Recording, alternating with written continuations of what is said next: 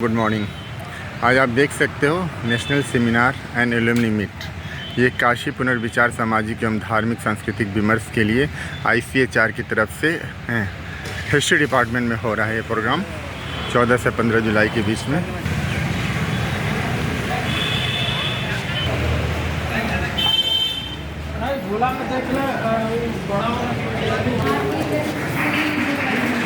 स्वागत करते हैं।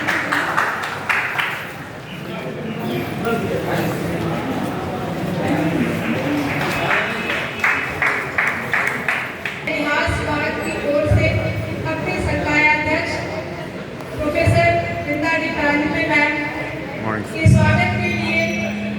नमस्ते जी, आपका स्वागत है।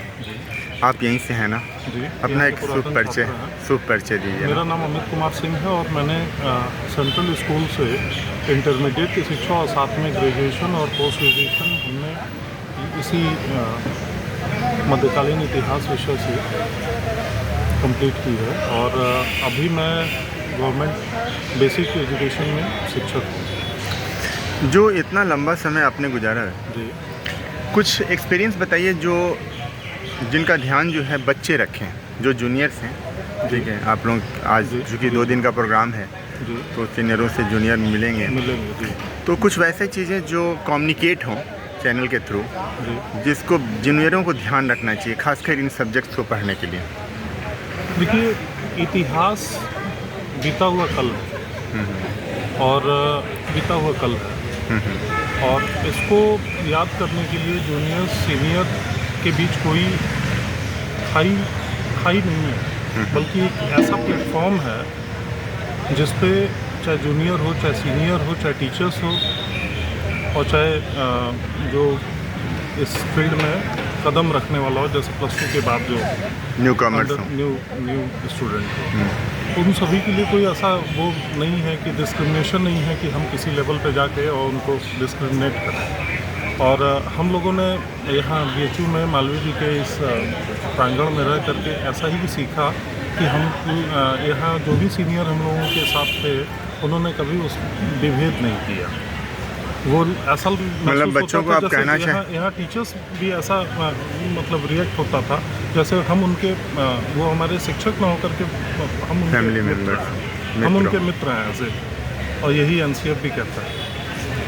मतलब जूनियर्स को ये ध्यान रखना चाहिए कि इस तरीके से हमारे पुरातन छात्र लोग जीते हुए जी, आगे बढ़े हैं। हम लोगों ने अपना जीवन जिया है। अच्छा, मुझे ये बताइए, क्योंकि हिस्ट्री डिपार्टमेंट में या BA सोशल आर्ट्स के जो बच्चे हैं जी, उनके लिए कुछ वैसी चीज़ जैसे, क्योंकि बच्चे बहुत ज़्यादा परेशान होते हैं कि उनका कैंपस नहीं हो रहा, आसपास में चूँकि इंजीनियरिंग भी है, मेडिकल भी है, साइंस भी है, ठीक है, तो कुछ ऐसा है क्या जी, वो क्या करें? कुछ इतिहास में अपार संभावनाएं हैं। किसी एक फील्ड में रह करके इसके बारे में नहीं कहा जा सकता कि इसकी संभावनाएं संकुचित है। इसके लिए आप रेलवे ले लीजिए, ठीक है, पोस्टल डिपार्टमेंट ले लीजिए, इवन प्रोविंशियल सिविल सर्विसेज को ले लीजिए, इंडियन एडमिनिस्ट्रेटिव सर्विसेज को ले लीजिए, इवन आप फैकल्टी मेंबर्स बनने के लिए जो योग्यताएं हैं UG PG then net JRF, उसके बाद PhD और फिर उसके बाद आप यूनिवर्सिटी लेवल पे आप डायरेक्ट इंटरव्यू दे सकते हैं। तो उसके लिए संभावनाएं अपार हैं। इतिहास अपने आप में एक ऐसा गूढ़ विषय है जिसको आप जितना भी जानिए कम है। उसमें रोज़ नए नए तथ्य उजागर होते रहते हैं, उसमें नए चीज़ें होती रहती हैं। अगर इतिहास को सामाजिक विज्ञान का एक विषय माना गया है तो उसके पीछे यही चीज़ है कि इसमें नए गुण तथ्यों को, रहस्यों को उद्घाटित करता है, ठीक है।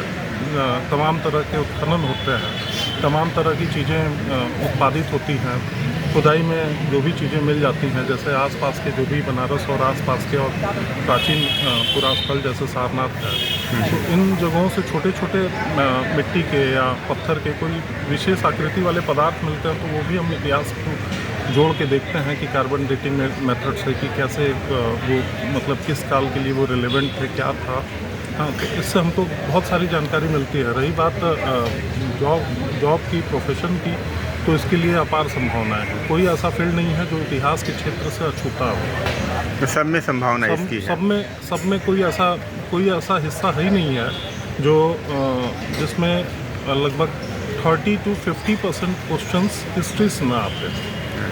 जी। एक विचार और था मेरा बताएं। कि यहाँ के बच्चों के इस कोर्सेज को जो ग्रेजुएशन में पढ़ते हैं उसको थोड़ा डायनेमिक बनाने के लिए जी। मैंने एक दो बार बात किया था जी। कि क्यों ना ऐसा किया जाए कि गर्मी की छुट्टियों में जी। जितने भी ऐतिहासिक स्थल हैं जी। उनको घुमवाया जाए। जी। तो ये कैसा रहेगा? ये सर एक फैंटास्टिक आइडिया है और इस आइडियोलॉजी को जो नेशनल करिकुलम फ्रेमवर्क 2005 है इसको इंडियन गवर्नमेंट ने काफ़ी पहले इम्प्लीमेंट किया था, लेकिन दुर्भाग्य कहिए या विडम्बना कहिए कि हमारे प्राथमिक से लेके और उच्च शिक्षा संस्थानों में इस चीज़ों की उपेक्षा हो रही है।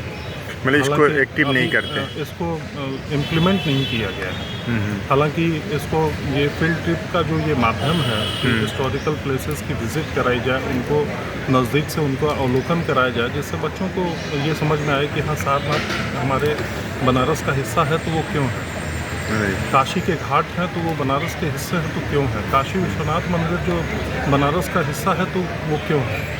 तो इन सभी चीज़ों की जब बच्चों को रूबरू कराया जाएगा तो निसंदेह उनके ज्ञान संवर्धन में वृद्धि होगी। और एक चीज़ होता है ना कि कई बार मतलब कई कोर्सेज को प्रोफेशनल बनाने के चक्कर में उसमें डायनेमिक्स ऐड करते हैं। जी। ठीक है, लेकिन ये सारे कोर्सेज जो है जो आपने कहा जी। कि अभी तक उस पे काम नहीं हुआ है जी। तो इसकी बहुत ज़रूरत है, बहुत ज़रूरत। ताकि एटलीस्ट कुछ सेंट्रल यूनिवर्सिटी इसके लिए प्रयास कर रही हैं और लेकिन स्टेट यूनिवर्सिटी में अभी भी इस तरह के नहीं, लेकिन मैं इस तरह की चीज़ों का खासकर अभाव इस यूनिवर्सिटी में भी देखता हूँ। जी, जी। हो सकता है कि आने वाले समय में लोग करें, क्योंकि बच्चे बहुत ही इन्फीरियर महसूस करते हैं। मैं खुद छात्र रहा हूँ और राष्ट्रीय सेवा योजना यहीं बगल में एक कार्यक्रम चलाया जाता NSS, है, NSS, और उसके माध्यम से हमने खुद यहाँ कंदवा क्षेत्र का भ्रमण किया है।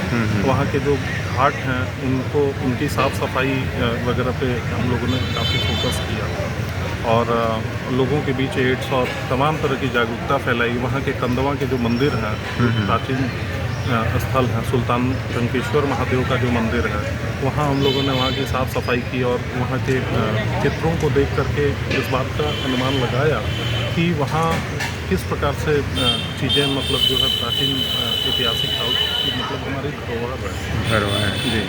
और उस तरह की नक्काशियाँ आधुनिक समय में हमें कहीं भी देखने को मिला। कुछ और चीज़ें जो इतिहास विभाग को करना चाहिए? सर, इतिहास विभाग को अभी बहुत कुछ करने की आवश्यकता है। उसमें एक तो इतिहास को केवल बीता हुआ कल के आधार पे छोड़ देना उचित नहीं। उसको सत्य की और घटना की कसौटी पे कसने के बाद जो है उसमें तार्किक विश्लेषण का भी होना बहुत ज़रूरी है। और ये सारी चीज़ें मतलब लगातार हमारा विभाग, हमारा प्रशासन, हमारे देश के जो भी शिक्षकों का जो समूह है इसकी उपेक्षा कर रहा है। जो उचित नहीं, इसके लिए जो उचित नहीं है इसके लिए उनको आगे आना होगा और इसके लिए आवाज़ उठानी होगी। चलिए भैया, बहुत बहुत धन्यवाद आपको। Thank you.